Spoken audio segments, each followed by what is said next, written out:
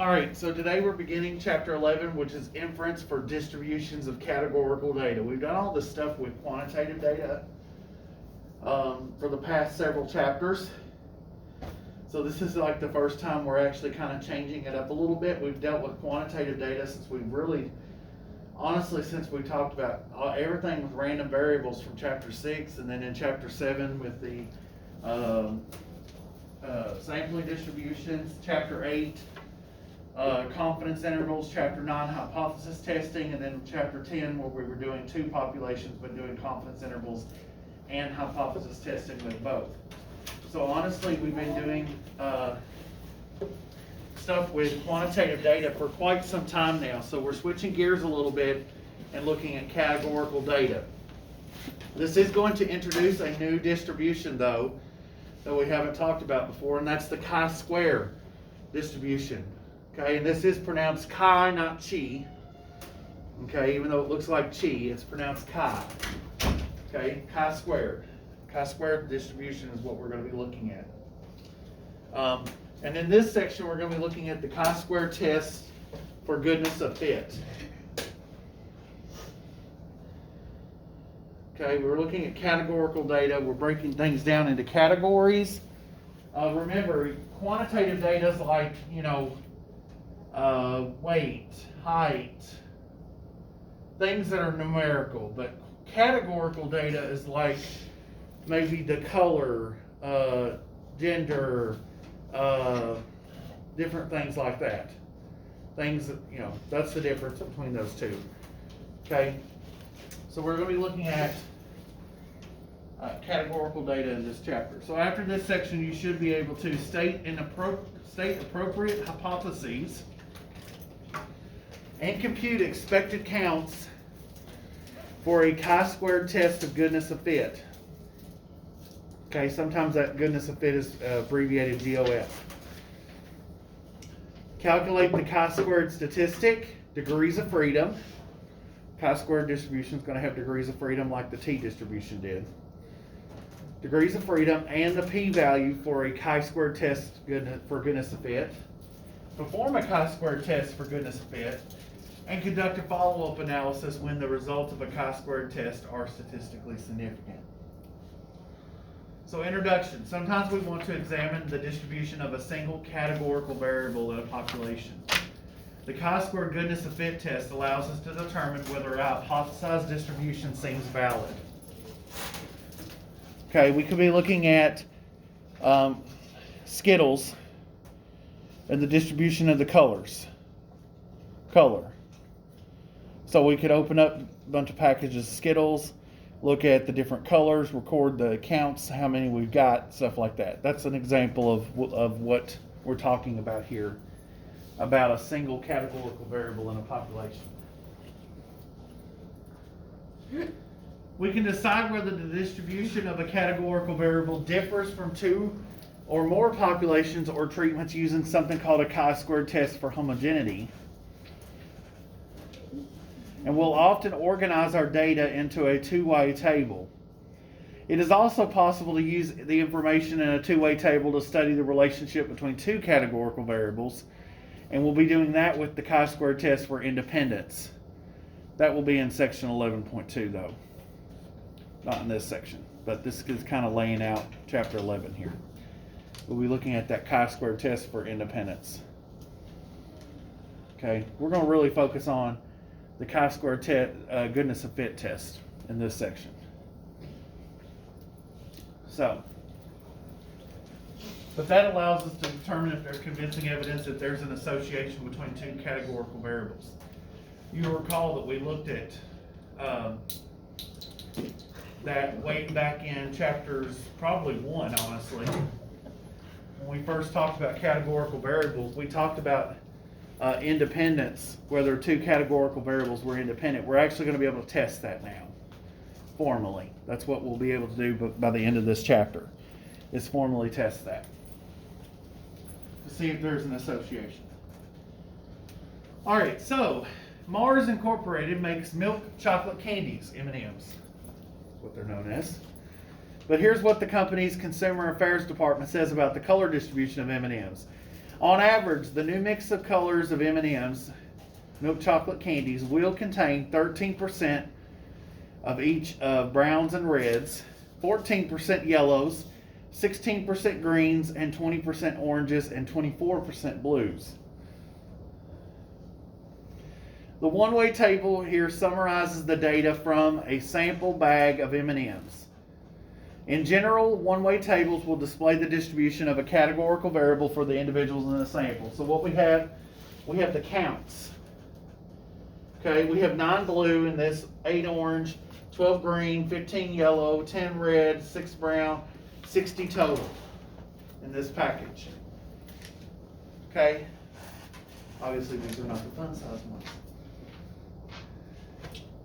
Probably that shareable one. Brown.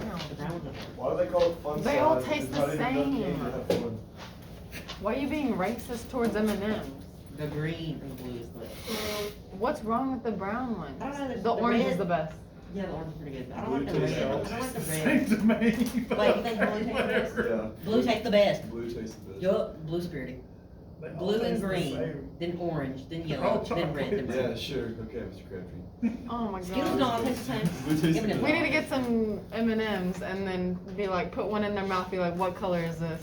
Just I to see know. if they can identify It'll be a that. brown and he'll say blue. Do a blind experiment, yes. I don't know, the brown sounds good to me. I don't know. You're racist. I'm not racist. Let's make let's hypothesize the proportion of times that they're going to guess correctly.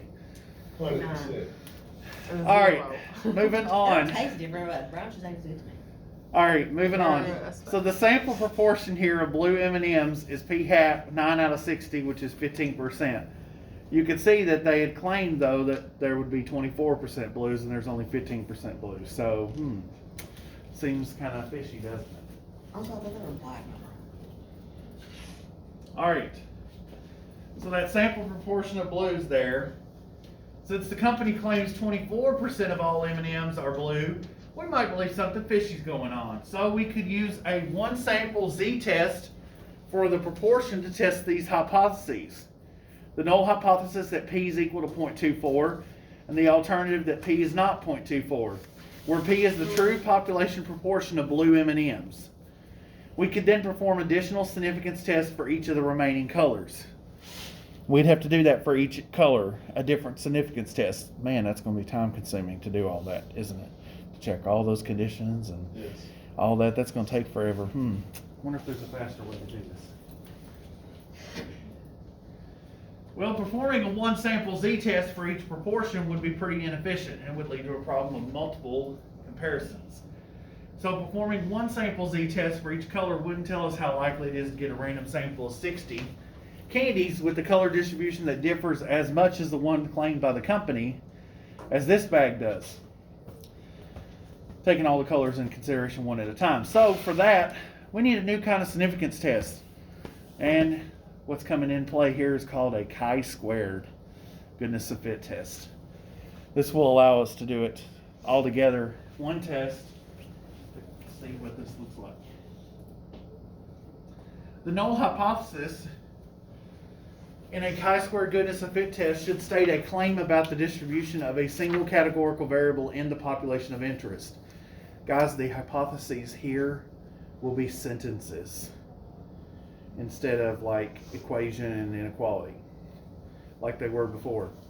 So the null hypothesis is that the company's stated color distribution for M&Ms is correct.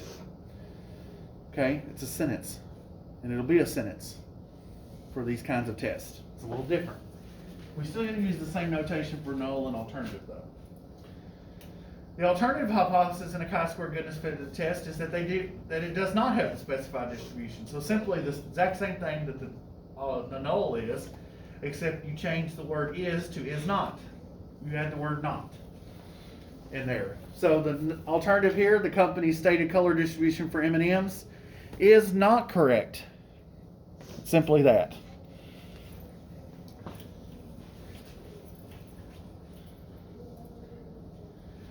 So we can also write these hypotheses in symbols. You can list them all out, and then you could say for the null that all of those proportions are equal to what the company states. And the alternative is that at least one of those is incorrect. I really prefer just writing it in words at that point, because writing all that out is going to take forever, honestly, to denote all that.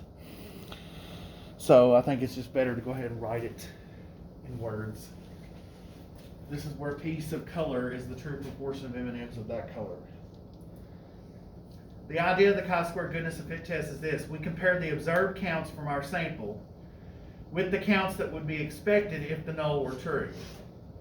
So we're going to say, okay, here's what we observed. This is what we got from our sample. We bought this bag of 60 M&Ms. Here's what we had. We counted them, okay, before we ate them, of course. Here is what the company claims. Let's find out how many, if it truly is 24% blues, out of 60 total, how many blues should we have? Find 24% of 60, in other words. And do that for each color, like the other claims about each color. And we're going to have a new set of data that's the expected count versus the observed count. Does that kind of make sense? Sort of. You're going to compare those two. The more of the observed counts differ from the expected counts, the more evidence we have against the null. Okay, and it may be that some of them match up perfectly. Okay, but we're going to compare the two. So assuming the color distribution stated by Mars is true, 24% of all the M&Ms will produce are blue. So for 60 candies, that's 24% of 60, which is 14.4.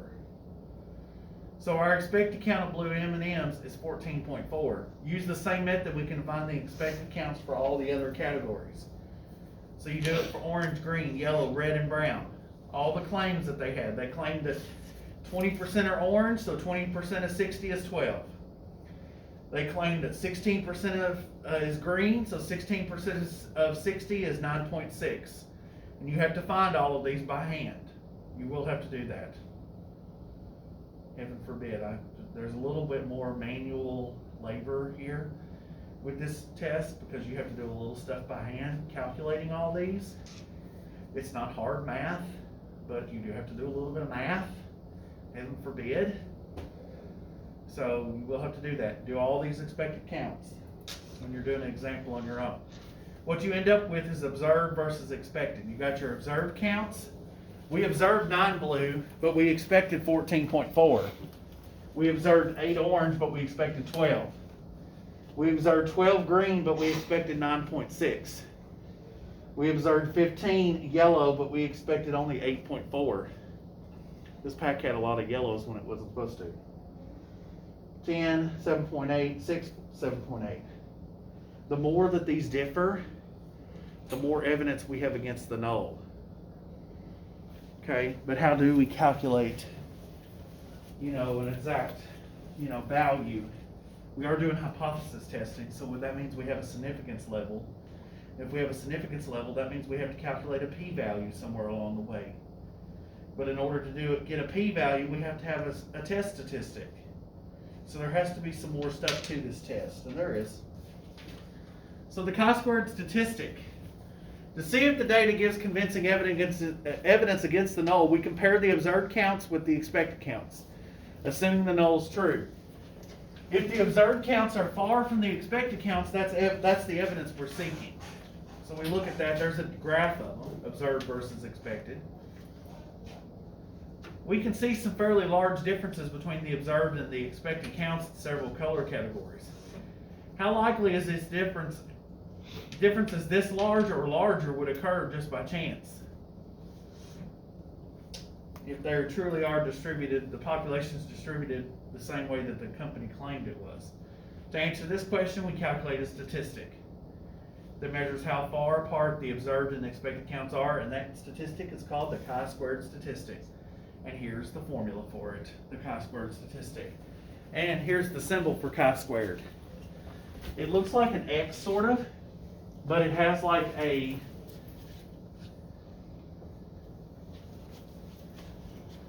and then you square it. Kick up. Okay, that's chi-squared.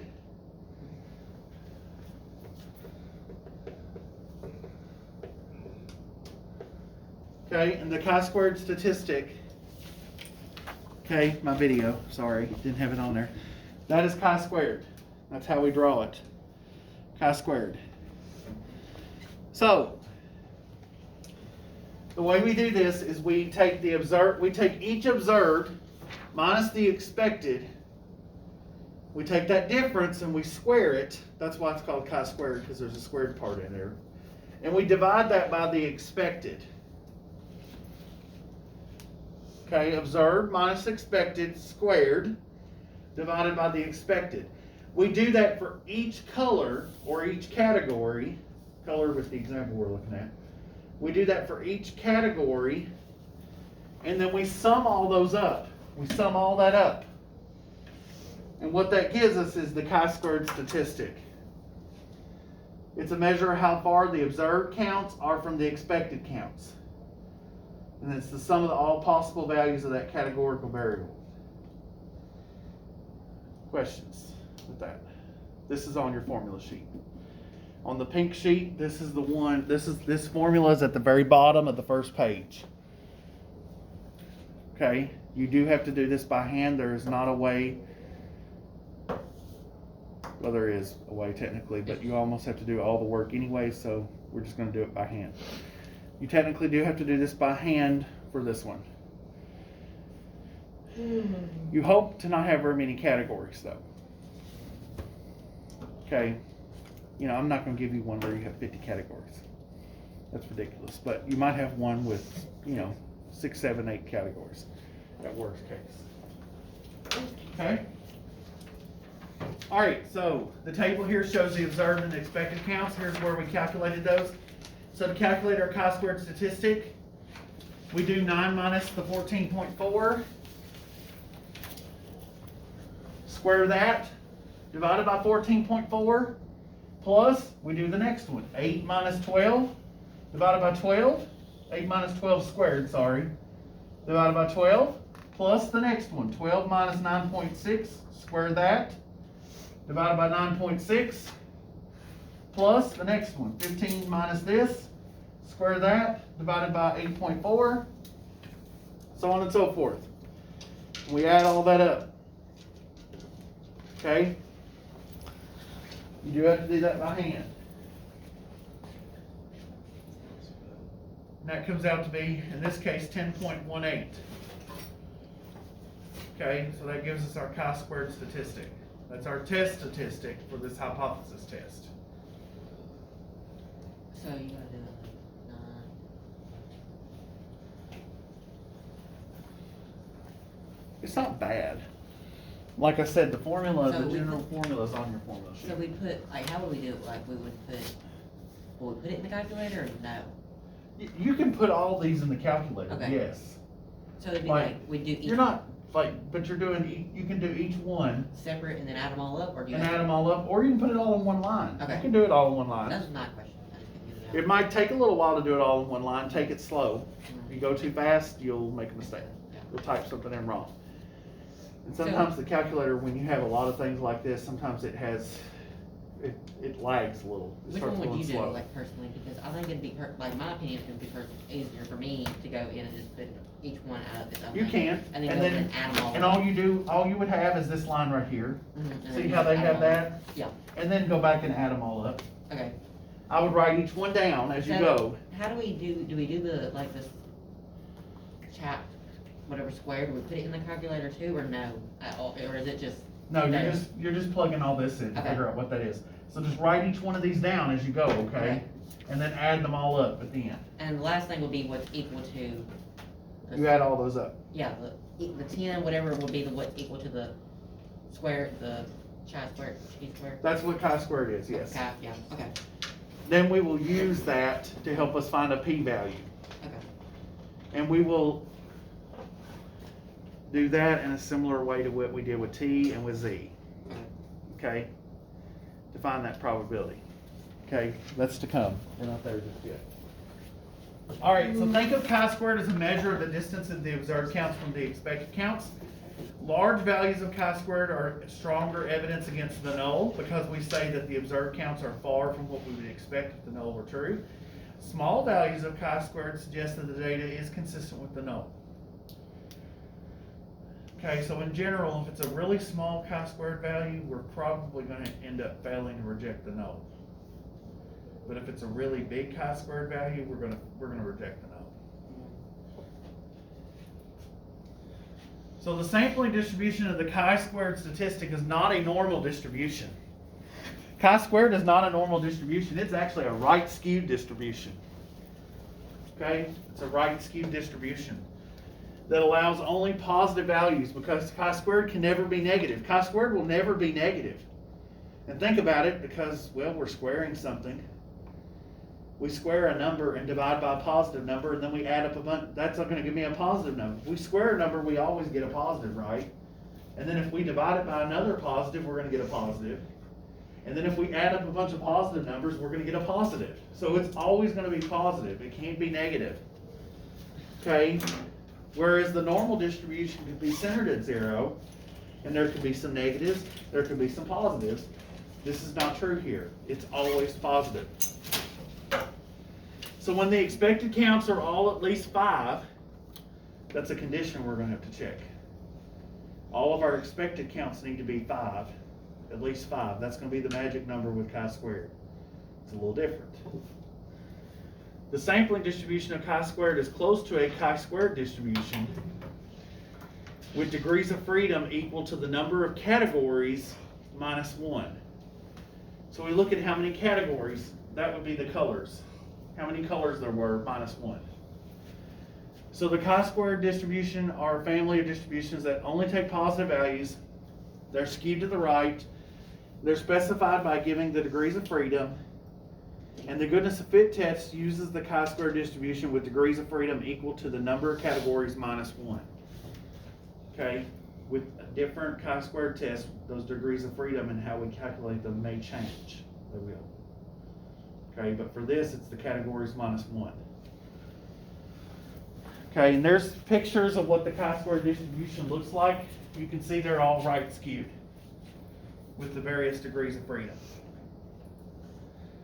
So we compute the chi-squared statistic of our sample of 60 M&Ms to be 10.180. That's what we found a while ago, the calculation of that. Because all the expected counts are at least 5, the chi-squared statistic will follow a chi-squared distribution with degrees of freedom 6 minus 1. There were 6 colors, so 6 minus 1 is the degrees of freedom. Because you take the number of categories minus 1. So in this case, 6 minus 1. Does that make sense? There were 6 colors. Brown, yellow, green, orange, blue, red. Those were the 6 colors. All right. It will follow that reasonably when the null is true. So here's the chi-squared distribution with degrees of freedom being 5. We're going to calculate the p-value. What's the probability that we get a chi-squared value 10.180 or greater or larger? So it's going to be 10.180 on up to infinity here. How did we find areas and probabilities before with t and z? With the t distribution or with a normal distribution, what did we do on the calculator to calculate that probability? What did we do to calculate that area under that curve? What function did we use on the calculator? Inverse one? No.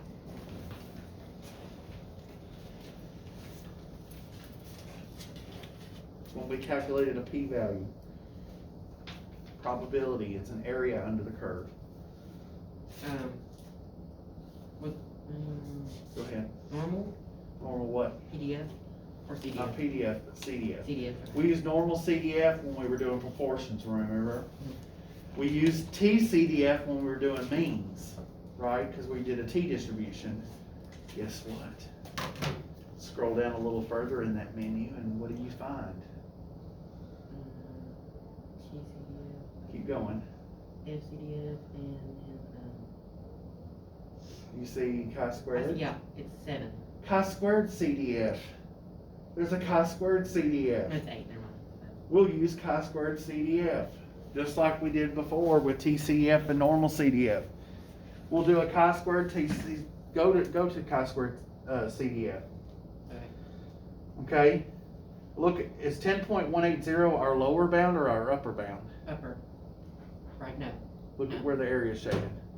It's gonna be your lower. It's your lower, so go for that to lower. Okay, so put 10, what is it, 10.18? Uh-huh. Alright. What would our upper bound be? Less than, would it be, okay, so. It just Upper, keeps going, so upper's right? that way, so Yeah. it'd be, 10.181 up. No, that's the lower. Okay, So it keeps going, right? yeah, so, but what, I don't know what I'd stick there, What did we put when it just keeps going like that? infinity or something? But what did we put for infinity?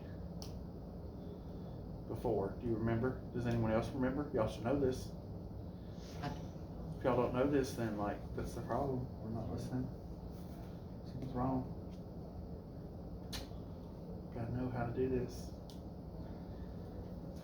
We want to represent infinity. Since we're going on and on and on and on, we use 1E99. Okay, yeah. Y'all remember that now? So we'll put 1 and then E. E is it's the capital E, because it means times 10. 1E99? Yeah. Okay, then DF was that, Degrees of freedom, yeah, so it'd be 6 minus 1, so 5. 5. Okay, now then. And then you hit enter. Negative 0.92970724777. Hold on a minute.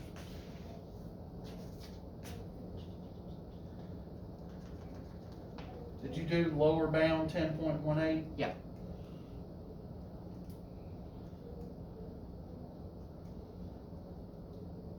Go back in there and make sure that you did 1E99, not With a negative capital E? 1. Not negative 1E99, No, not mine's just 1E negative 99. Mine's 1E99. And it's got the capital E, and then 5 is my, What did you get for your answer? It shouldn't be negative. I got a negative .9297.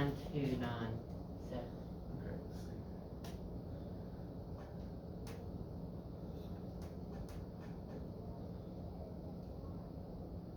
When you're using E, we're Mhm. gonna use the E that's right Yeah. there above the comma. Oh, and okay. Second that E. Okay, that's why. That's why I did it. Okay. So So then- I was using the alpha. Yes, E. yes. Use the little E that's like right above the comma button. Okay.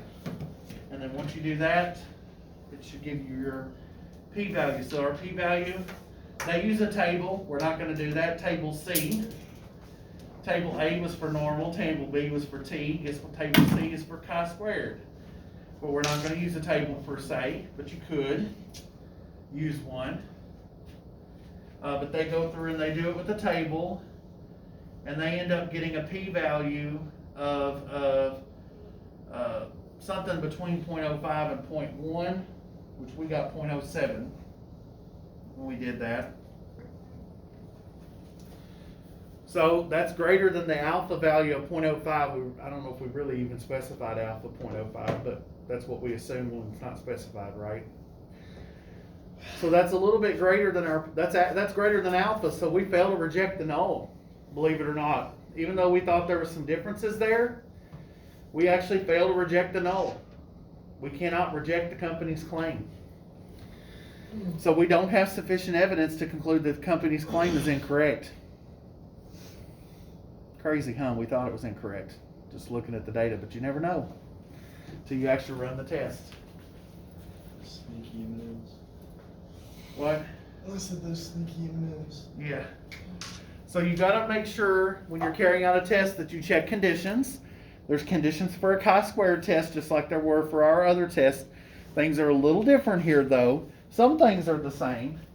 We still have to make sure the data comes from a random sample. That's the same, or a randomized experiment. That one stays the same throughout. 10%, if we are sampling, of course, if you do a randomized experiment, you don't have to worry about this one, but 10% when sampling, your sample size needs to be less than 1/10 of your population size. We can assume that there are more than 600 M&Ms in the world. I would assume, yes. Safe to say. There's probably more than 600 in each store that sells them. So, large counts, all expected counts need to be greater than 5. This is the one that's really different, is the large counts. And remember, that one changed for all the other ones too. That was different for T and for normal, so it's different here too. with chi-squared. The expected counts need to be greater than 5. That's the magic number now. Okay, so you have to check those conditions before you run a test. Before we start a chi-square goodness of fit test, we have 2 important cautions to offer. The test statistic compares observed and expected counts. Don't try to perform calculations with the observed and expected proportions in each category. When checking the large sample size condition, be sure to examine the expected counts, not the observed counts. Okay.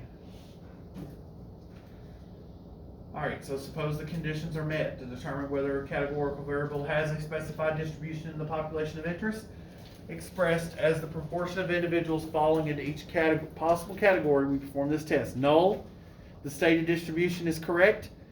Alternative, it's not correct, basically. Okay, put context in there when you're writing those out, of course. Okay. It's possible you have multiple choice questions where you just have to write the hypotheses, but you all had those before, but just so you know, you could have that again. Start by finding the expected count for each category, assuming that the null is true, and then calculate your chi-squared statistic. Of course, you do all this after you check conditions first. The sum of those values over k different categories is the p-value. The p is the chi-squared statistic, and the p-value is the area to the right of chi-squared under that density curve. We're always going to do the chi-squared value as our lower bound, and our upper bound is going to be 1e99 with this, because we're always going to go to the right, to the right, to the right, to the right. Okay, on this one. And it's with k minus 1 degrees of freedom. There's k different categories. K minus 1 is the degrees of freedom. Yes. Okay, so they go through another example here. Blah, blah, blah, blah, blah. You're looking at birthdays and how they're distributed over. I'm not going to read the whole problem here, but you're looking at birthdays and how they're distributed for these different players. They looked at 80 random players from the NHL and looked at their birthdays distributed over the months, 32 of them in January to March, so on and so forth. And our null hypothesis in this case is going to be that the birthdays of all of them are evenly distributed across the 4 quarters of the year. The alternative is that they're not. And since there's no significance level, we'll assume alpha is 0.05. So first we check our conditions. It is a random sample of NHL players. 10%, we can assume that but without sampling, there must be at least 800 NHL players. In the season when the data was collected, there was 879 NHL players. So we can assume the 10% condition. Large counts, if they are distributed, then the expected counts are all 20. If they were evenly distributed across the 4 quarters of the year, there's 80 of them total, then there should be 20 in each quarter, right? Because 20 is a fourth of that. So all the expected counts are at least 5. We do a test statistic. We take each value from our distribution from the sample, minus 20, square that, divide it by 20, and add all that up. You get 11.2. Then you calculate your p-value. You would do a chi-squared CDF again to do that. 11.2 to infinity. Degrees of freedom. There's 4 categories, so degrees of freedom would be what? What would be the degrees of freedom if there's 4 categories?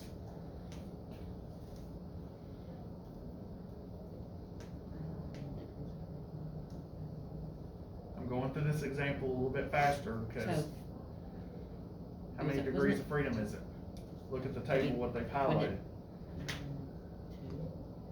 3. 3 degrees of freedom, and it's 3 because there was there's 4 categories, so we subtract 1, 3. Okay, just like there were 6 colors of M&Ms, so there were 5 degrees of freedom. So they calculate a p-value of 0.011, that's less than alpha, so we reject the null.